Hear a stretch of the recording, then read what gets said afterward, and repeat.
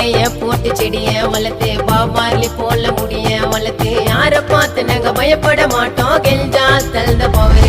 ஒரு அட்டில உட்காந்து 4 பேரு சேர்ந்து காலி பண்ணோம் கவர வாசம் விட்டா சாயி பாபா சிவமயமானப்பா அந்த கிசா உள்ள நான் சிவனை பார்க்க நிலவு கேத்தா போனப்பா